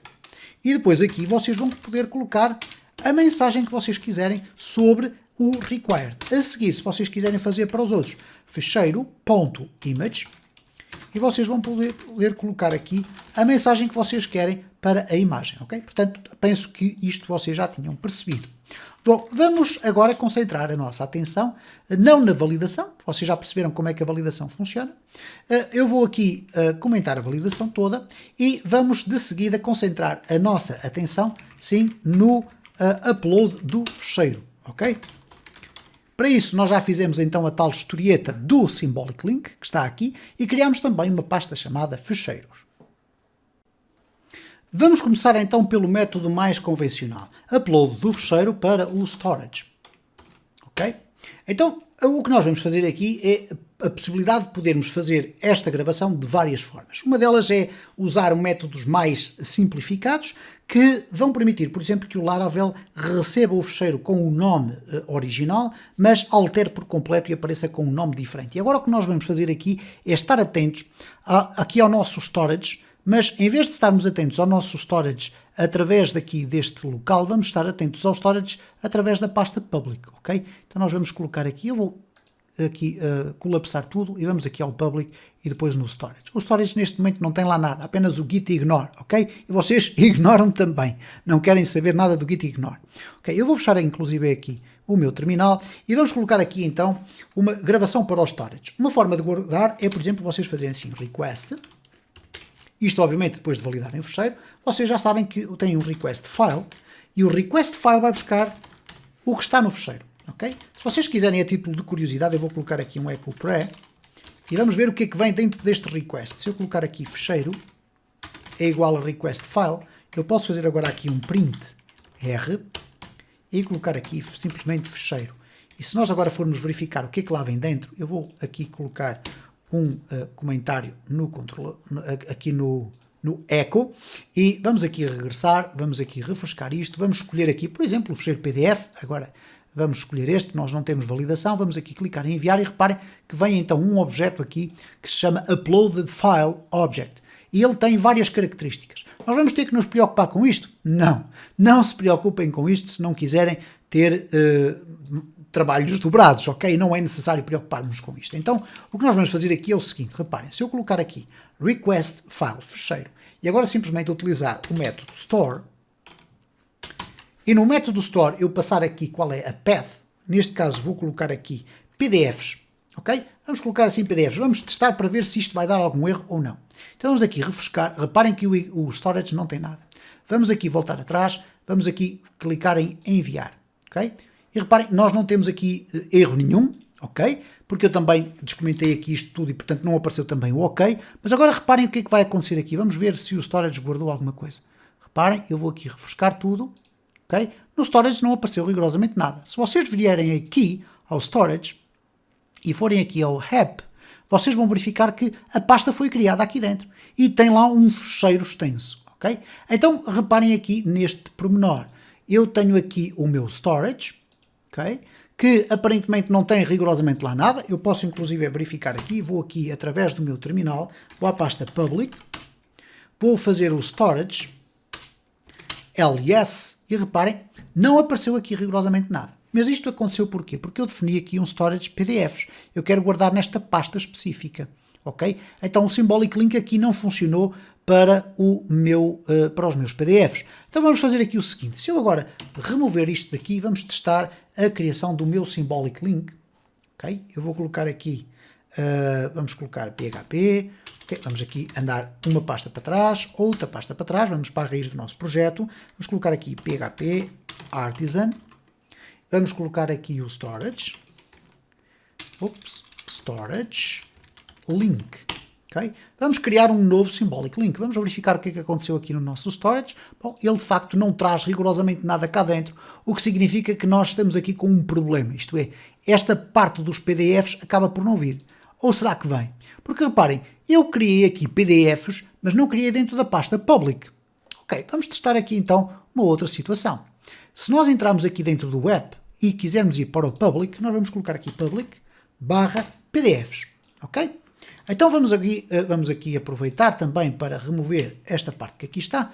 Vamos clicar aqui, inclusive, para remover esta parte. E reparem, nós temos aqui dentro da pasta do storage, temos três. O app, dentro do app temos a pasta public. Vamos verificar se com esta inscrição ele vai criar uma pasta PDFs, inclusive, se for necessário. Então vamos aqui voltar, vamos aqui refrescar tudo isto, vamos aqui abrir novamente o PDF e vamos clicar em enviar. E reparem como deu OK. Vamos verificar o que é que aconteceu aqui. No storage apareceu já a pasta PDFs e temos aqui este PDF. E vocês vão dizer, então mas este nome teste.pdf ou qualquer coisa do género, porquê é que teve esta alteração toda? Bom, por uma questão de não se sobrepor aos fecheiros já existentes, o Laravel, por defeito ou por padrão, atribui um nome aleatório aos nossos documentos. Ok? É isso que acontece. Nós podemos dar-lhe o nome que quisermos. Okay? Então verifiquem o seguinte, neste momento, com esta introdução aqui de public e de PDFs, nós estamos a dizer que queremos guardar dentro do storage public, nem sequer temos que indicar que é no app, porque é na pasta app por padrão. O que vai acontecer, as outras duas, o framework e o logs, são utilizados para outros fins. Então nós ao especificarmos public, estamos a dizer que dentro da pasta app queremos ir para public, ok? E não para o app. E neste caso o que nós vamos ter então é a possibilidade de ter aqui no nosso public, eu vou aqui fechar, vou abrir aqui o public, temos aqui o storage e o storage já tem lá os PDFs e tem lá o nosso PDF guardado. Bom, mas vamos ver melhor. Vamos imaginar que nós queremos guardar com um determinado nome. Okay? Então eu vou aqui comentar, eu vou colocar aqui request, file, aqui, file, e agora fecheiro, e agora vamos colocar aqui o seguinte, store has, guardar como. Ele agora vai me perguntar qual é o caminho. Bom, eu no caminho vou colocar exatamente a mesma coisa. Neste caso, public/pdfs. E agora vou colocar aqui a vírgula. Ele vai me perguntar qual é o nome. Bom, eu aqui vou dizer, olha, eu quero mesmo o nome que eu quiser aqui. Neste caso, vou usar o teste.pdf à mesma. Ok? Bom, vamos testar para verificar se o sistema vai funcionar corretamente. Então eu vou regressar aqui, tenho aqui o meu documento, vou clicar aqui em enviar, tenho aqui o OK, vou regressar aqui e reparem como aparece aqui teste.pd. Ora, porquê que apareceu PD? Porque eu me enganei, obviamente.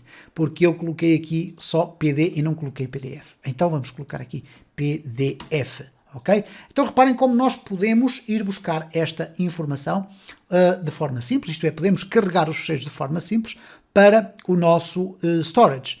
Então reparem aqui outra forma, ok? Nós podemos fazer isto, por exemplo, da seguinte forma. Storage. E quando vocês estiverem a escrever storage, ele vai ter que adicionar aqui pela primeira vez a facade do storage. Vamos fazer aqui um duplo clique, ele vai colocar lá no topo aqui o storage. E agora podemos utilizar aqui como um método estático. Reparem, eu vou colocar aqui 2 pontos. Vamos colocar put file. Reparem que existem N maneiras de fazer exatamente a mesma coisa. E o put file vai me perguntar, ok, em que local? Vamos outra vez, public/pdfs. E o que é que nós vamos colocar lá dentro? Bom, vamos aqui, qual é o fecheiro? Ora, o fecheiro está em request, file, fecheiro, ok?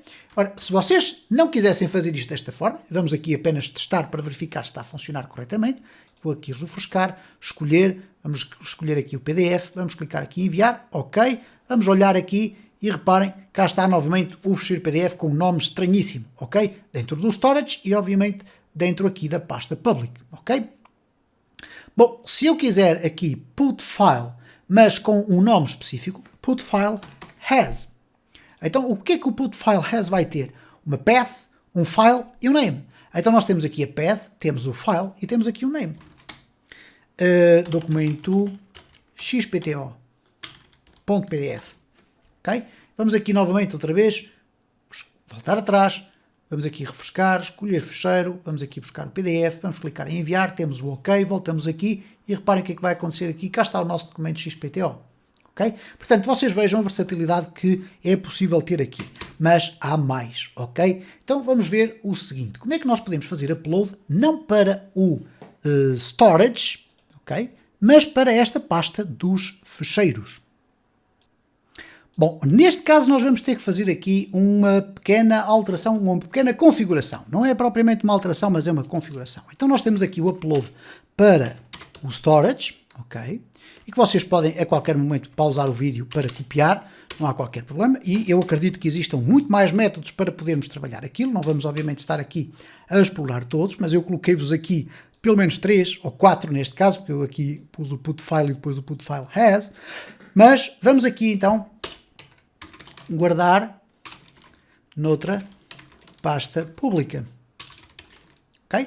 Bom, eu criei aqui então a pasta fecheiros, que neste momento não tem rigorosamente nada. E o que eu vou fazer aqui é o seguinte. Em primeiro lugar, para eu poder guardar nesta pasta, eu vou ter que mexer num fecheiro de configurações chamado File System. Então vamos ter que ir aqui à parte das configurações, no config. Vocês vão encontrar aqui uma coisa chamada File System. No File System, vocês vão encontrar aqui uma coisa chamada Disks.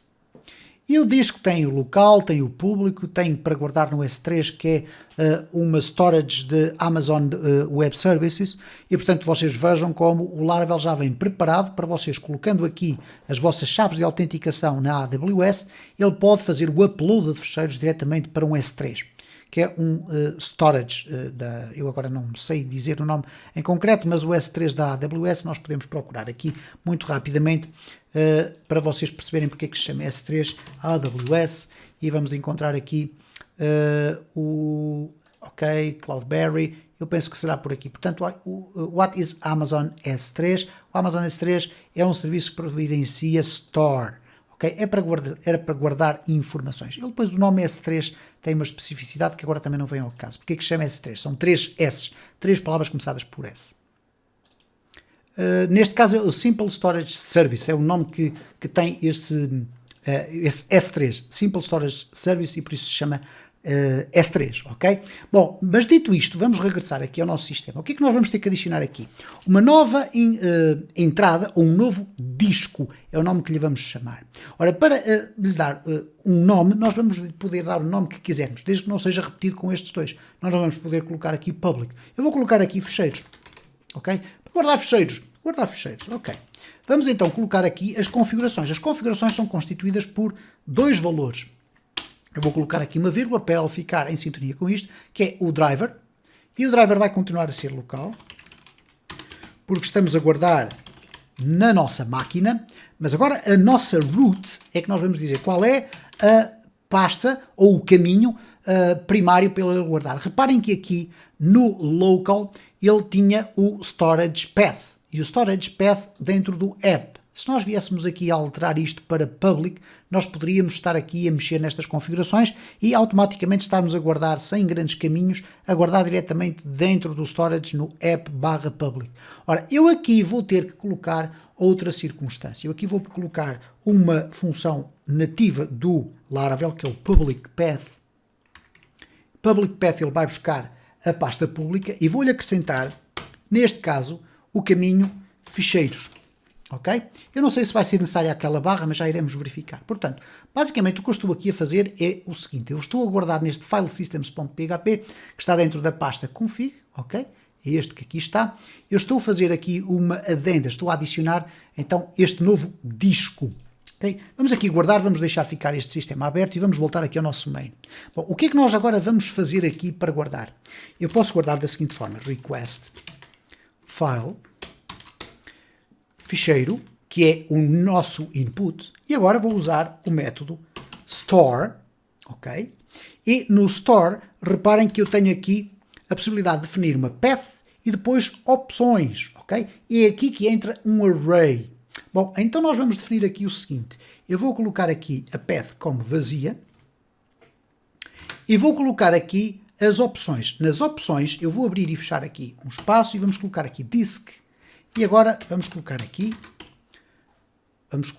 este nome que aqui está, ficheiros. Ok? E vamos verificar se vai funcionar desta forma ou não. Ok? Temos isto assim. Portanto, o que é suposto acontecer? Eventualmente poderemos vir a ter um erro, mas isto nós já resolvemos. Temos aqui ficheiros que não têm rigorosamente lá nada dentro.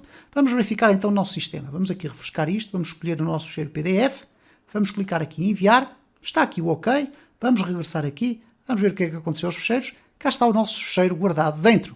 Ok? Portanto, desta forma, nós já estamos a guardar com estas configurações, isto é, guardando para este disco. Nós podemos ter dentro do nosso sistema múltiplas localizações para onde guardamos os fecheiros por padrão. Utilizando o store, nós não indicamos rigorosamente nada e ele vai colocar na pasta que nós definirmos dentro deste disco. Mas se eu agora quiser, por exemplo, alterar o nome do meu fecheiro, eu vou aqui simplesmente copiar isto tudo para ser mais fácil, porque apenas temos que colocar aqui Store Has. E no Store Has, nós vamos ter aqui esta assinatura Path, o Name e o Options. Então reparem, a Path vai ficar assim, o Name vai colocar novo fecheiro.pdf e depois vamos ter aqui guardar nesta configuração que ali está. Vamos aqui novamente voltar atrás, vamos refrescar, escolher o fecheiro, vamos usar aqui a imagem, vamos verificar, não vai ser um PDF, ok? Então vamos escolher um outro, vamos escolher aqui um PDF, vamos clicar aqui em enviar, está ok. Se eu agora for aqui olhar, reparem como o novo fecheiro apareceu aqui. Bom, muito mais haveria a dizer sobre o upload de fecheiros, obviamente que nós não vamos perder muito mais tempo, até porque já estamos bastante alongados na gravação deste vídeo, mas fica aqui então uma perspectiva geral sobre aquilo que vocês devem estudar ou saber a partir de agora para fazer upload de fecheiros dentro das aplicações que vocês criarem com a framework Laravel.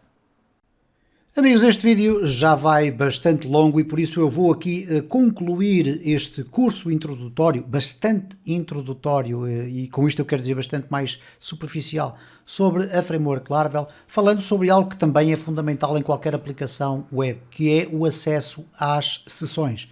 Como vocês sabem, o PHP, assim como outras linguagens de programação, trabalham com sessões, ou utilizam muito as sessões, para poderem transmitir dados entre requests, isto é, vocês poderem numa página guardar uma determinada informação e quando forem a outra página essa informação estar disponível, sem ter que ir a um banco de dados, se for o caso.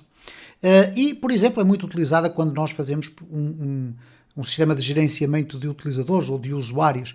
Quando o usuário faz login, fica guardado na sessão de que esse usuário está logado e quando ele faz um logout, removemos da sessão esse usuário. E à medida que vamos utilizando o nosso projeto, vamos verificando se existe ou se não existe o usuário, etc.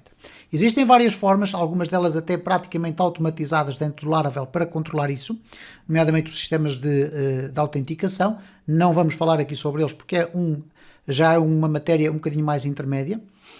Mas o que eu vos vou explicar aqui é basicamente qual é o conceito da sessão e como é que vocês podem, através do Laravel, chegar lá. Para isso, o que eu vou fazer aqui, eu vou chamar dois fecheiros. Um vai ser as nossas rotas web, okay? Onde eu vou adicionar aqui duas rotas para as sessões. Okay? Vou colocar aqui sessão, vou colocar aqui uma rota, ambas com get. Uma delas vai se chamar sessão, que é aquela que eu vou utilizar para vos exemplificar o colocar, retirar, alterar, etc.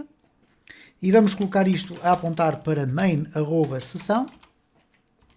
Okay? Aqui não vamos precisar de dar nome, não é necessário. E vamos ter aqui uma outra rota que é ver a sessão. Isto é, ver o que é que lá está dentro, ok? Portanto, o ver sessão vai aqui, obviamente, para o ver sessão também. E assim nós vamos criar estes dois métodos dentro então do nosso main. Ora, dentro do nosso main eu vou puxar aqui para baixo este espaço e vamos colocar aqui um public function sessão, ok? E depois vamos ter aqui um public function ver sessão. Bom, existem aqui duas realidades que vocês devem ter em conta relativamente às sessões e à forma como nós acedemos a elas. Uma delas, eu vou aqui procurar isolar este código para vocês verem melhor e não estarmos ali a ser perturbados pelo código dos exercícios anteriores. Uma delas tem a ver com a utilização do request. Se vocês tiverem aqui a expressão request, vocês têm acesso à sessão usando esta expressão request. De que forma? Se vocês quiserem verificar todos os dados de uma sessão, eu vou colocar aqui por baixo, porque é aqui que nós devemos querer ver o que é que existe na sessão, eu posso simplesmente fazer o seguinte. Então reparem, eu vou colocar aqui ver os dados da sessão.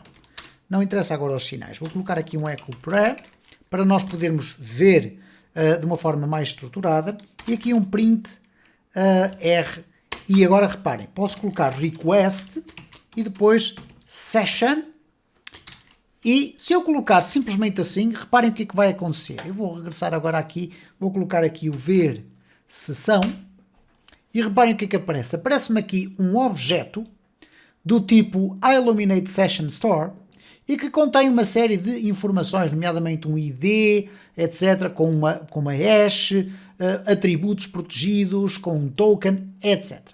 Como vocês podem facilmente observar, nós não temos aqui variáveis nossas da sessão. Então eu vou aqui duplicar isto e vou colocar aqui simplesmente sessão. Numa das tabs nós vamos colocar coisas na sessão, na outra nós vamos poder ver. E aqui também vamos vendo à medida que eu vou explicando estes conceitos.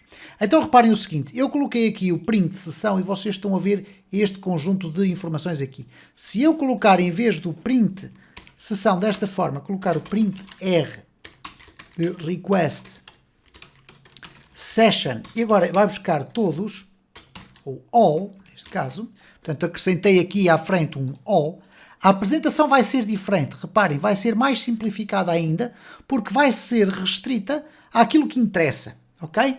Obviamente que estas estruturas que aqui estão é o próprio Laravel que as coloca lá para dar prossecução a um conjunto de funcionalidades que o Laravel tem, nomeadamente o old, o new, enfim, não vamos agora falar sobre isso. Vamos começar a colocar coisas nossas dentro da sessão. Então nós vamos ter que aprender a colocar, ok? Colocar dados, vamos ter que aprender a buscar ou apresentar, vamos colocar assim, apresentar dados. Vamos alterar dados. Vamos eliminar dados. Ora, isto pode ser feito da seguinte forma. Vamos aqui fazer a experiência com o request.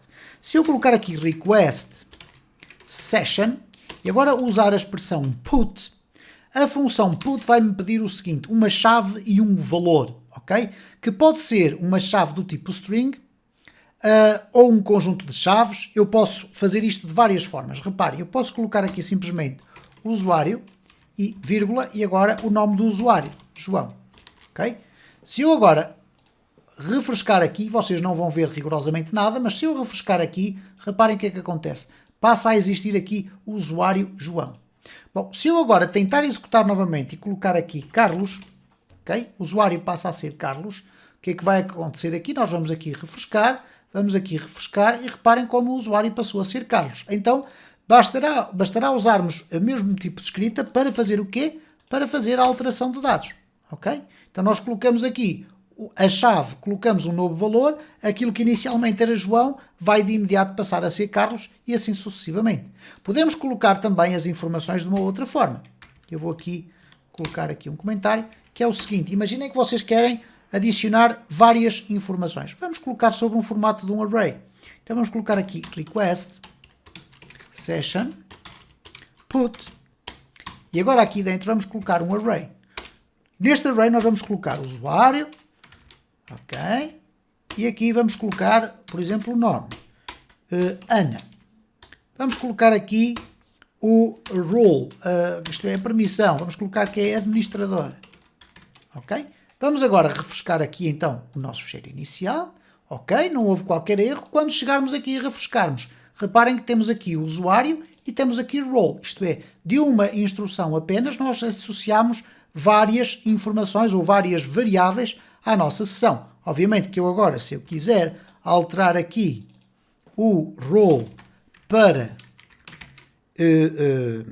guest, por exemplo, para convidado, aqui a Ana vai deixar de ter aquela permissão que ali está. Vamos aqui verificar, reparem aqui o role está como administrador, ela passa a ser um guest. Portanto, muito simples, como vocês podem observar, como é que nós podemos adicionar e remover informação. Bom, para apresentar os dados, vocês podem fazê-lo da seguinte forma. Vamos deixar ficar aqui esta informação a ser colocada permanentemente na sessão, sendo que se eu agora aqui refrescar este espaço, eu vou ter aqui o usuário Ana, o role igual a guest, ok? Ele aqui acabou por não fazer a alteração, então nós vamos aqui refrescar isto. Ok, vamos aqui verificar. Reparem, voltou a ser administrador. E se eu agora remover isto daqui, obviamente que os dados se vão manter na sessão. Mas como é que eu faço a sua apresentação? Eu posso fazer simplesmente echo request session e agora utilizar aqui um get. Ok? E para utilizar aqui o get, eu vou ter que dizer qual é a chave que eu quero. Mas reparem que à frente existe um default. Então vamos colocar aqui, eu quero ir buscar o usuário, ok? Neste caso eu sei que existe um usuário. Então quando eu agora refrescar aqui, ele vai me dizer que o usuário é a Ana. Se eu alterasse aqui para role, ok? Eu já iria ter a oportunidade de verificar que o papel dela é administrador. Mas vamos imaginar que nós íamos buscar uma coisa chamada permissão, ok? Vamos ver se o sistema nos vai dar algum erro. Okay? Reparem que ele não dá erro nenhum. Isto é, está preparado para que, se nós tentarmos ir buscar uma informação que não existe, o sistema não nos vai gerar um erro. Mas permite-nos aqui gerar uma alternativa, um default. Okay? Ora, o nosso default vai ser não disponível. Okay? Vamos verificar o que é que vai acontecer agora. Eu vou aqui buscar. Como o valor não existe na sessão, ele automaticamente vai-me dar aquele valor por padrão, ok? Portanto, existe também essa possibilidade. Nós teremos também muitas vezes que verificar se um determinado elemento existe ou não. Então nós vamos aqui verificar se elemento, ou neste caso variável, existe. E o Laravel permite-nos fazer até de várias formas. Podemos fazer pela positiva ou negativa. Então se eu colocar aqui if request session e agora posso perguntar o seguinte, has usuário. Isto é, se existir usuário, vai fazer uma coisa, echo OK, e caso contrário, else, echo not OK. Ok? Ora, nesta circunstância, se eu agora refrescar, ele vai me dizer que, ok, sim, existe. Mas se eu procurar aqui, olha, existe qualquer coisa chamada permissão, ok? Claro que não existe. Então ele vai me dizer que não existe, ok? Ou not ok. Ora, existem outras formas de nós podermos chegar ao mesmo tipo de resultado. Nós aqui estamos a perguntar pela positiva. Mas se eu quiser perguntar pela negativa, aliás, existe ainda a possibilidade de vocês colocarem exists. Ok? E vai dar exatamente o mesmo resultado. Portanto, exists ou has, do verbo ter ou existir, ok? Vocês podem escolher, e nenhuma delas está mais correta que a outra, portanto, vocês podem escolher isto de uma forma, da forma que bem entenderem. Agora, reparem o seguinte, se eu quiser perguntar pela negativa, eu posso fazê-lo da seguinte forma. Não tenho que nada a utilizar sinais, a perguntar se não existe, etc. Não. Ele também tem um método para perguntar se não existe. Então, if request session, e agora vou colocar missing, isto é, está desaparecido a questão do usuário. Ora, nós sabemos que não está desaparecido porque ele está na nossa sessão. Eu vou colocar aqui este código para acelerar o processo. Vamos aqui tentar pôr isto rapidamente a funcionar e, portanto, se eu agora formatar aqui já vai ficar bem. Ora, o que é que acontece aqui? Se não existir usuário, ele vai dizer OK. Se existir usuário, ele vai dizer not OK, porque aqui estamos a perguntar ao contrário, ok? Então vamos aqui refrescar e ele vai me dizer not OK. Mas se eu perguntar aqui, olha, e uma coisa chamada permissão, está desaparecida, não existe uma coisa chamada permissão? Ele vai me dizer que sim, que não existe, portanto é OK. Portanto, vocês não têm sequer que andar aqui a usar sinais atrás, podem tirar partido destas construções que aqui existem. E agora, finalmente, como é que nós fazemos para eliminar os dados? Bom, nós já verificámos que na nossa sessão, se formos aqui ao nosso browser, nós continuamos a ter aqui um usuário e uma role, ok? Neste caso um papel. Ora, então o que é que nós vamos ter aqui? Vamos ter um request session e agora poderíamos pensar, vamos colocar aqui o delete. Não, vamos fazer um forget. Ok? E o forget é esquecer. Esquecer o quê? E reparem que ele nos permite esquecer não apenas uma chave, mas, por exemplo, um array de chaves. Ok? Então eu posso simplesmente colocar aqui um array e dizer que eu quero remover o usuário e quero remover a role, por exemplo. Okay? Mas se eu quiser remover só o usuário, posso só usar uma string. Okay? Então vamos testar aqui, reparem, eu vou agora refrescar aqui, não vai aparecer informação nenhuma, mas quando eu agora for refrescar aqui, a parte do usuário desapareceu, já só se mantém ali o role. E, finalmente, obviamente, se eu agora quiser aqui remover, vamos até voltar aqui à forma anterior, isto é, tentar remover algo que não existe na sessão, que já não existe lá o usuário, mas o role existe. Vamos verificar se o sistema nos vai dar algum erro. E ele diz, ok, há aqui um erro, mas é de sintaxe, ok? Então, reparem, faltou ali o ponto e vírgula. Ok, vamos aqui refrescar, e reparem, não deu qualquer erro, e quando nós formos ver a sessão, todos os dados que nós tínhamos colocado na sessão desapareceram. Eu quero, no entanto, aqui chamar a atenção para o seguinte, vocês não estão cingidos, ou neste caso restritos, à utilização do request. Porque isto seria mais complicado de utilizar, por exemplo, se vocês quisessem ter acesso a dados das sessões dentro das vossas views. Ora, alternativamente, vocês têm a possibilidade de utilizar uma global chamada session. Okay? E esta session, na prática, vai ter basicamente os mesmos métodos que vocês já viram ali. Então, reparem, se eu quiser aqui fazer um echo, neste caso até tenho que primeiro colocar na sessão. Então vamos colocar aqui put, vamos colocar lá novamente alguns dados, vamos colocar o usuário, que vai ser aqui o Carlos, e a seguir vamos ter ainda, vamos aqui formatar isto para ficar um bocadinho mais bem apresentado. Eu vou colocar aqui isto desta forma para vos facilitar a leitura. Ok, vamos aqui mudar assim. Se eu colocar aqui o usuário e agora vamos colocar aqui novamente o role para simplificar, admin, ok? Portanto, eu estou a colocar dados na minha sessão. Então reparem, em vez de usar o request, que já não será necessário aqui, aliás, ele ficou com uma cor diferente, precisamente porque eu já não o estou a usar. Isto aqui vai fazer exatamente a mesma coisa que faz aqui o request. Então reparem, eu vou aqui refrescar, não há qualquer erro, quando eu refrescar aqui a minha sessão, os dados voltam a aparecer ali, ok? Agora tudo o resto se desenvolve de uma forma muito simples. Vocês querem ir buscar informações, por exemplo, qual é o usuário, para guardar numa variável. Olha, o usuário é igual ao que está no session, get usuário. E agora se eu fizer um echo usuário, eu vou ter aqui o meu usuário Carlos, ok? Claro que vocês poderiam fazer um echo dali, mas se vocês quiserem utilizar o usuário para fazer qualquer coisa, vocês podem utilizá-lo, ok? Podemos ir alterar informações. Vamos fazer aqui a experiência, que é, antes de apresentar o usuário, vamos fazer aqui um session, put usuário, ok? Obviamente dentro de plicas, e agora vamos dizer aqui que vai ser o António, ok? Então, neste caso, tínhamos lá o Carlos, ok? Vamos passar a ter o António. Vamos aqui refrescar. Reparem, já aparece então aqui o António. E, portanto, penso que vocês agora já conseguem perceber de que forma é que nós conseguimos agora fazer outras operações. Nomeadamente, se eu quiser aqui perguntar se existe, if session has usuário, eu agora iria fazer aqui qualquer coisa, por exemplo. Ou if session exists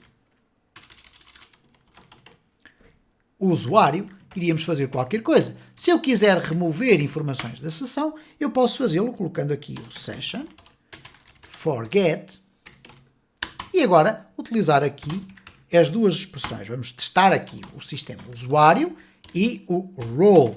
Vamos tentar remover as duas, ok? Vamos aqui verificar se vai funcionar ou não. Vamos aqui refrescar. Reparem, não houve qualquer erro.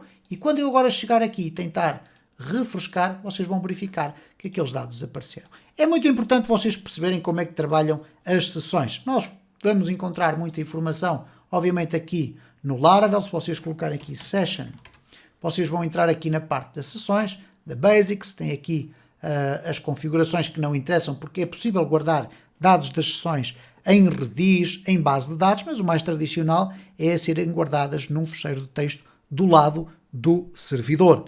Existe aqui, no entanto, algo que eu vos quero falar no fecho deste vídeo, que se chama Flash Data. O Flash Data é um conceito muito interessante que não existe apenas no Laravel, existe também no CodeIgniter e noutros frameworks, e que tem a ver com o seguinte: vocês repararam que quando eu coloquei aqui valores na sessão, eles se foram mantendo a menos que eu os removesse de forma específica. Isto é, entre vários requests, eu fui mantendo os valores da sessão. Eles só desapareceram quando eu literalmente quis que eles desaparecessem. Aqui o conceito é diferente. Um flash data significa colocar um valor na sessão que só vai existir até ao próximo request. Qual é a grande vantagem que isto tem?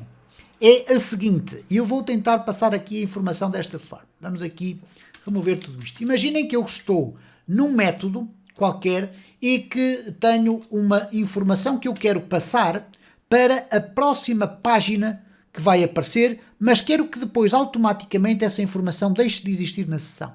Como é que eu faço? Neste caso, eu podia utilizar o request ou o session. Vamos para aqui a função global, que é o seguinte. Reparem, eu vou aqui ver se ele tem aqui, inclusive, eu acho que nem aparece aqui, mas nós podemos usar. Vocês podem usar simplesmente a partir daqui, isto é, session flash, ok?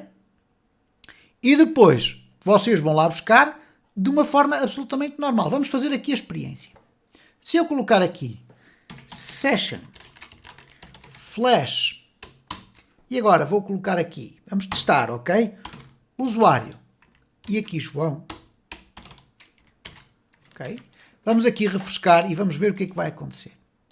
Vamos refrescar aqui, ok? Vamos refrescar aqui. E reparem, o usuário apareceu. Se eu agora refrescar outra vez, o usuário desapareceu. Ora, o que é que aconteceu então aqui entre requests? A informação foi colocada na sessão, mas só vai estar disponível até ao próximo refrescamento, vamos lhe chamar assim. É mais fácil para vocês perceberem eventualmente.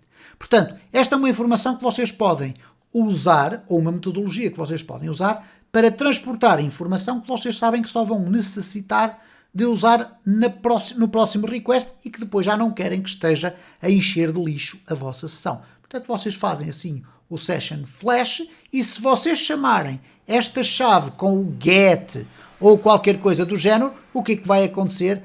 Automaticamente vai ser consumida da sessão e vai com isso desaparecer. Bom, meus amigos, já vamos muito adiantados neste vídeo. É uma terceira parte daquilo que eu considerei ser uma abordagem básica e introdutória à framework do Laravel. Eu espero que tenha servido essencialmente para todos aqueles que não estão familiarizados com esta framework, que tenha servido para vos despertar o interesse para agora irem evoluir mais nos vossos conhecimentos. Volto a relembrar que no meu canal do YouTube vocês encontram uma playlist com informação bastante completa sobre estas e outras funcionalidades do Laravel que vos permitem já construir os vossos projetos. Há depois, obviamente, um conjunto de informação mais intermédia e avançada que vocês poderão explorar na documentação, que eu penso que a partir de agora se torna mais simples de interpretar.